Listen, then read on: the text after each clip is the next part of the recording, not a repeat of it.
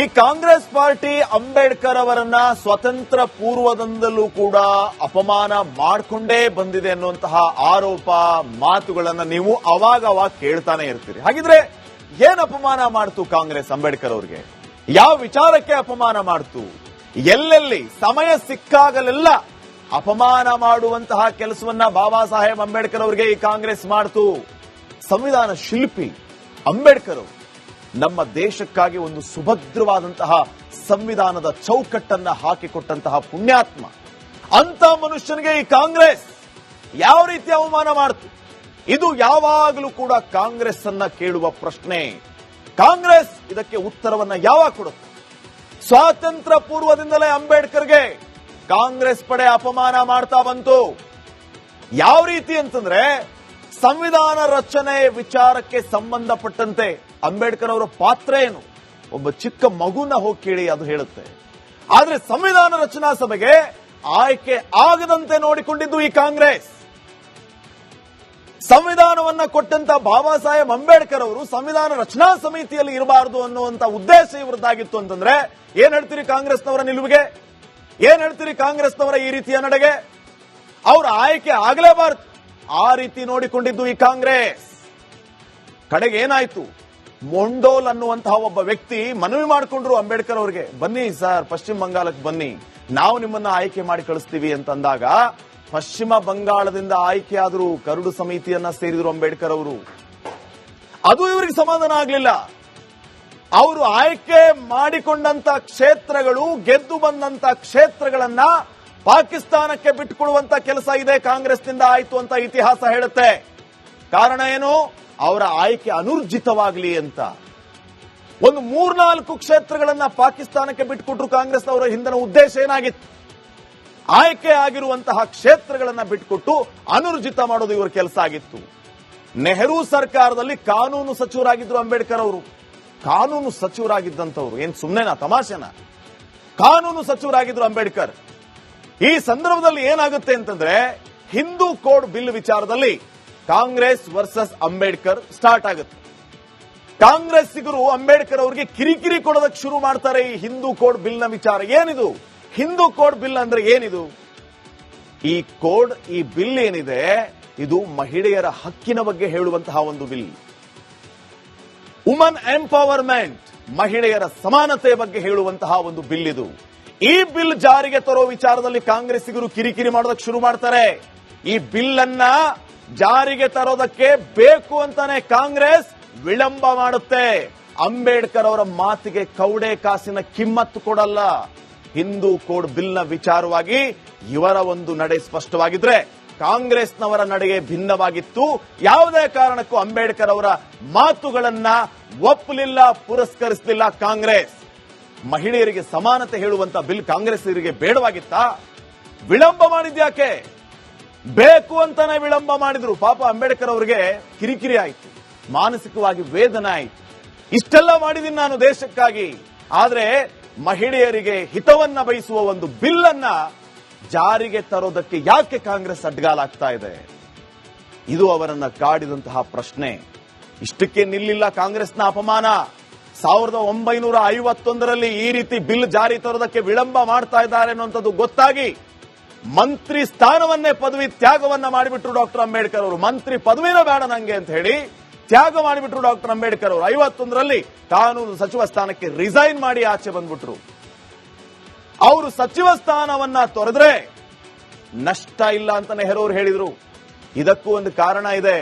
ಯಾವಾಗ ಅಂಬೇಡ್ಕರ್ ಅವರು ಆ ಒಂದು ಮಂತ್ರಿ ಪದವಿಯನ್ನ ತ್ಯಾಗ ಮಾಡ್ತಾರೋ ಆವಾಗ ರಾಯನ್ ಅವರು ಒಂದು ಪತ್ರ ಬರೀತಾರೆ, ನೆಹರು ಅವರೇ, ಅಂಬೇಡ್ಕರ್ ಅಂತಹ ಮಹಾನ್ ವ್ಯಕ್ತಿ ನಮ್ಮ ಸಂಪುಟವನ್ನ ಬಿಟ್ಟು ಆಚೆ ಹೋಗ್ತಿದ್ದಾರೆ, ಇದು ದೊಡ್ಡ ನಷ್ಟ ನಮಗೆ, ದಯವಿಟ್ಟು ತಡಿರಿ ಅವರನ್ನ, ಅವರು ಮಂತ್ರಿಯಾಗಿ ಮುಂದುವರೆದ್ರೆ ನಮ್ಮ ಸರ್ಕಾರಕ್ಕೆ ಶೋಭೆ, ಅಂತವರು ನಮ್ಮ ಕ್ಯಾಬಿನೆಟ್ ನಲ್ಲಿ ಇರಬೇಕು ಅಂತ ಪತ್ರವನ್ನ ಬರೆದ್ರೆ ನೆಹರು ಅವ್ರು ಏನ್ ಹೇಳ್ತಾರೆ ಗೊತ್ತಾ?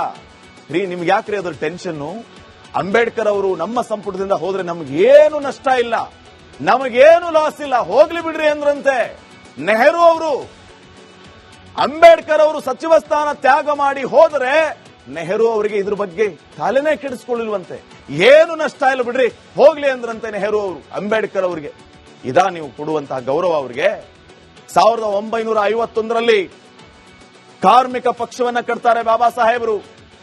51ರಲ್ಲಿ ಬಾಬಾ ಸಾಹೇಬರು ಒಂದು ಪಾರ್ಟಿನೇ ಹುಟ್ಟುಹಾಕಿದ್ರು, ಅದು ಕಾರ್ಮಿಕ ಪಕ್ಷ. ಮುಂದೆ ಏನಾಗುತ್ತೆ, ಅಂಬೇಡ್ಕರ್ ಅವರು ಎರಡೆರಡು ಸಾರಿ ಇಲೆಕ್ಷನ್ ನಿಲ್ತಾರೆ. 52ರಲ್ಲಿ, 54ರ ಬೈ ಎಲೆಕ್ಷನ್ ನಲ್ಲಿ ಎಲ್ಲ ಕಡೆನೂ ಕೂಡ ಕಾಂಗ್ರೆಸ್ ವ್ಯವಸ್ಥಿತವಾಗಿ ಅಂಬೇಡ್ಕರ್ ಅವರನ್ನ ಸೋಲಿಸುತ್ತೆ. ಯಾವ ರೀತಿ? ಅಂಬೇಡ್ಕರ್ ಅವರ ವಿರುದ್ಧ ಪ್ರಚಾರ. ಇದೇ ನೆಹರು ಅವರು ಬರ್ತಾರೆ, ಇಲ್ಲ ಅಂದ್ಬಿಡ್ಲಿ ಕಾಂಗ್ರೆಸ್ನವ್ರು, ನೋಡೋಣ ಬಂದಿರಲಿಲ್ಲ ರೀ, ಇದೆಲ್ಲ ಸುಳ್ಳು ಅಂತ ಹೇಳ್ಬಿಡ್ಲಿ, ನೋಡೋಣ. ಇತಿಹಾಸ ಇವತ್ತಿಗೂ ಕೂಡ ಸಾಕ್ಷಿ ಇದೆ. ಅಂಬೇಡ್ಕರ್ ಅವರು ಭಂಡಾರ ಕ್ಷೇತ್ರದಿಂದ ಆಯ್ಕೆಗಾಗಿ ಸ್ಪರ್ಧೆ ಮಾಡಿದಾಗ ಅವರನ್ನ ಆಯ್ಕೆಯಾಗದಂತೆ ನೋಡಿಕೊಂಡ್ರು ಕಾಂಗ್ರೆಸ್ನವರು. ಯಾವ ರೀತಿ? ಅವರ ಆಪ್ತ ಸಹಾಯಕನನ್ನೇ ಎತ್ತಿ ಕಟ್ಟಿದ್ರು ಅಂಬೇಡ್ಕರ್ ಅವರ ವಿರುದ್ಧ. ಅವರ ಆಪ್ತ ಸಹಾಯಕನನ್ನ ಎತ್ತಿ ಕಟ್ಟಿ ಅವರೂ ದಲಿತ ಸಮುದಾಯಕ್ಕೆ ಸೇರಿದಂತವರು ಅಂಬೇಡ್ಕರ್ ವಿರುದ್ಧ ಅಖಾಡಕ್ಕಿಳಿಸಿ ಅಂಬೇಡ್ಕರ್ ಅವರನ್ನ ಸೋಲುವಂತೆ ನೋಡಿದ್ದು ಕಾಂಗ್ರೆಸ್. ನೆಹರು ಅವರೇ ಒಂದಲ್ಲ ಎರಡೆರಡು ಸಾರಿ ಆ ಕ್ಷೇತ್ರಕ್ಕೆ ಪ್ರಚಾರಕ್ಕೆ ಹೋದ್ರು, ಅಂಬೇಡ್ಕರ್ ಅವರ ವಿರುದ್ಧ ಮಾತಾಡಿದ್ರು, ಅಂಬೇಡ್ಕರ್ ಸೋಲುವಂತೆ ನೋಡಿಕೊಂಡ್ರು. 1952 ಲೋಕಸಭೆ ಚುನಾವಣೆ ಮುಂಬೈ ಉತ್ತರ ಕ್ಷೇತ್ರ, ಅಲ್ಲಿಂದ ಸ್ಪರ್ಧೆ ಮಾಡ್ತಾರೆ. ಅಂಬೇಡ್ಕರ್ ಅವರ ವಿರುದ್ಧ ಜವಾಹರಲಾಲ್ ನೆಹರು ಅವರು ಪ್ರಚಾರ ಮಾಡ್ತಾರೆ. ಮುಂಬೈ ಉತ್ತರದಲ್ಲಿ ಅಂಬೇಡ್ಕರ್ ಅವರನ್ನ ಕಾಂಗ್ರೆಸ್ ಸೋಲಿಸಿ ಬಿಡುತ್ತೆ. ಇನ್ನು ನೆಕ್ಸ್ಟ್ 54ರಲ್ಲಿ ಉಪಚುನಾವಣೆಯಲ್ಲೂ ಕೂಡ ಕಾಂಗ್ರೆಸ್ ಸೋಲಿಸಿದ್ರು. ಉಪಚುನಾವಣೆಯಲ್ಲಿಯೂ ಕೂಡ 1954ರ ಬೈ ಎಲೆಕ್ಷನ್ ನಲ್ಲಿ ಅಂಬೇಡ್ಕರ್ ಅವರು ಮತ್ತೆ ಲೋಕಸಭೆಗೆ ಸ್ಪರ್ಧೆ ಮಾಡಿದಾಗ ಅವಾಗಲೂ ಕೂಡ ಸೋಲುವಂತೆ ನೋಡಿಕೊಂಡಿದ್ದು ಇದೇ ಕಾಂಗ್ರೆಸ್.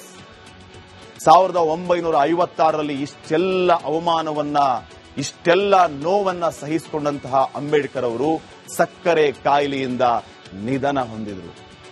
ಅಂಬೇಡ್ಕರ್ ಅವರು ಇಹಲೋಕವನ್ನ ತ್ಯಜಿಸಿದ ನಂತರವೂ ಕೂಡ ಇವರೇನು ಸುಮ್ಮನೆ ಕೂರ್ಲಿಲ್ಲ. ಅವಾಗಲೂ ಇವರಿಗೆ ಅಪಮಾನ. ಯಾವ ರೀತಿ? ದೆಹಲಿಯಲ್ಲಿ ಅಂತ್ಯಕ್ರಿಯೆ ಮಾಡೋದಕ್ಕೆ ನೆಹರು ಅವರು ಒಪ್ಪಲಿಲ್ಲ. ಅಂಬೇಡ್ಕರ್ ಅವರ ಅಂತ್ಯಕ್ರಿಯೆಗೆ 3 ಅಡಿ 6 ಅಡಿ ಜಾಗ ಕೊಡ್ಲಿಲ್ರಿ ಕಾಂಗ್ರೆಸ್. ನೆಹರು ಅವರು ಇಲ್ಲಿ ಬೇಡ ಅಂತ ಹೇಳಿದ್ರು. ಕಡೆಗೆ ಅಂಬೇಡ್ಕರ್ ಅನುಯಾಯಿಗಳು ಏನ್ ಮಾಡಿದ್ರು? ಅನಿವಾರ್ಯವಾಗಿ ದೆಹಲಿಯಿಂದ ಮುಂಬೈನ ಸಮುದ್ರ ತೀರದಲ್ಲಿ ಅವರ ಅಂತ್ಯ ಸಂಸ್ಕಾರವನ್ನು ನೆರವೇರಿಸ್ತಾರೆ.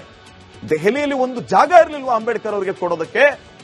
ಏನ್ ಮಾಡಿದ್ರು ನೆಹರು ಅವರು? ಯಾಕೆ ಈ ರೀತಿಯ ನಿರ್ಧಾರವನ್ನ ತೆಗೆದುಕೊಂಡ್ರು? ಖಡಾಖಂಡಿತವಾಗಿ ಕಡ್ಡಿ ಮುರಿದಂಗೆ ಹೇಳಿದ್ರಂತೆ, ಇಲ್ಲ ದೆಹಲಿಯಲ್ಲಿ ಬೇಡ ಅಂತ.